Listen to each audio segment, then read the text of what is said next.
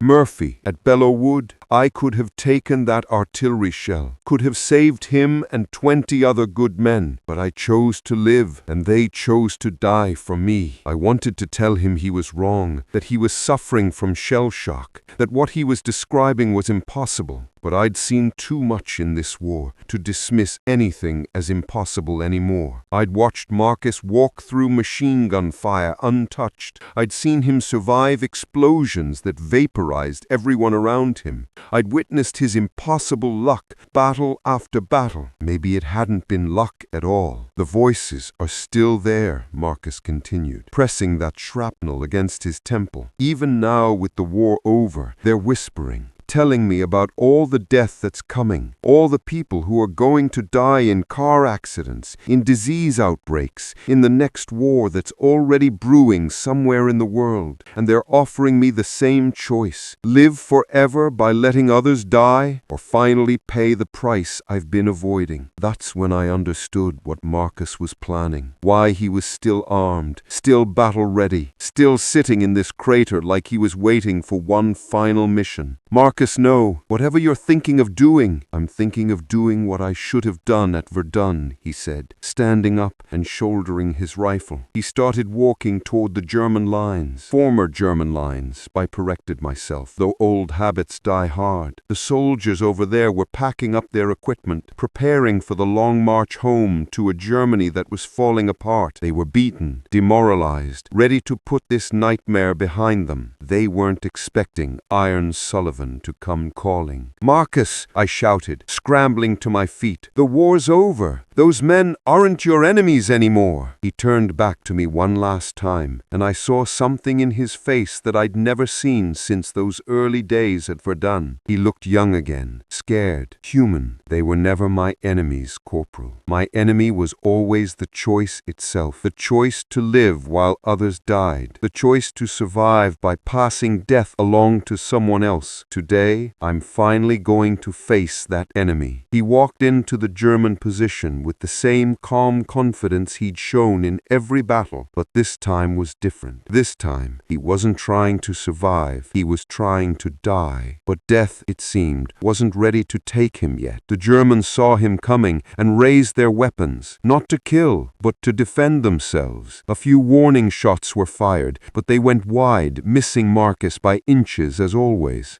The German soldiers were shouting in their language, probably demanding to know why an American soldier was attacking them on Armistice Day. Marcus reached their position and did something that shocked everyone watching, including me. He threw down his rifle and raised his hands. But instead of surrendering, he started talking in German, fluent and clear. I didn't know he spoke the language, but then again, there was a lot about Marcus Sullivan that none of us had known. I couldn't understand the words, but I could see the effect they were having on the German soldiers. Their aggressive postures relaxed. Some of them lowered their weapons. A few were nodding, like they understood exactly what Marcus was trying to tell them. Then Marcus pulled out that piece of shrapnel and held it up for them to see. The reaction was immediate and dramatic. Several of the Germans stepped back, crossing themselves. Others began shouting, not in anger, but in recognition, fear, understanding. One of the German officers, a man about Marcus's age with the worn face of someone who'd seen too much war, stepped forward and spoke to Marcus in English. "You are der unsterbliche Soldat," he said. "The unsterbliche soldier." He said what everyone was thinking, and Marcus replied in German, a phrase that still gives me chills. "Ich bin unsterblich. I am immortal." And what happened next was something that would retell the legend of Iron Sullivan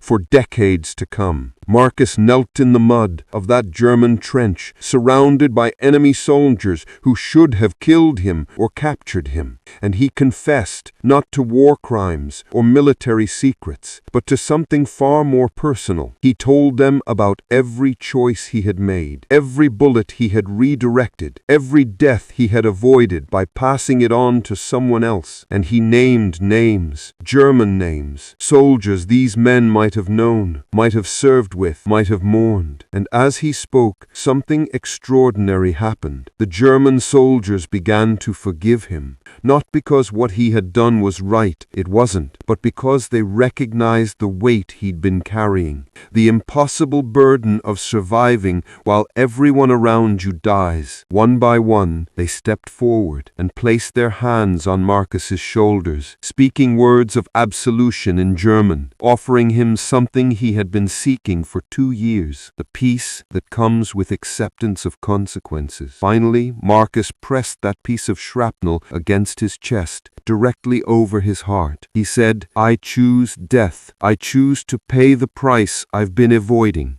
I choose to join the men who died in my place." The shrapnel began to glow with an unnatural light, and Marcus screamed, not in pain, but in relief. The accumulated weight of all those avoided deaths, all those redirected bullets, all those borrowed moments of life came crashing down on him at once. And for the first time since Verdun, Marcus Sullivan fell down and didn't get back up. The German soldiers stood around his body in silence, heads bowed, paying respects to a man who had been their enemy, but who at the end had chosen honor over survival. The later would bury him in their own cemetery with full military honors, marking his grave simply